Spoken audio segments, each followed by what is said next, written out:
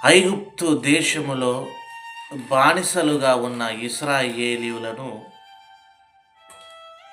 ఐగుప్తు దేశములో నుండి, ఐగుప్తీయుల బానిసత్వం నుండి బయటకు తీసుకురావటానికి, అనగా పాలు తేనెలు ప్రవహించు దేశములోనికి, కనాను దేశములోనికి తీసుకురావడానికై దేవుడైన యెహోవా ఐగుప్తు దేశములో ఐగుప్తు ప్రజల కళ్ళ ముందు 10 అద్భుతాలు చేశాడు.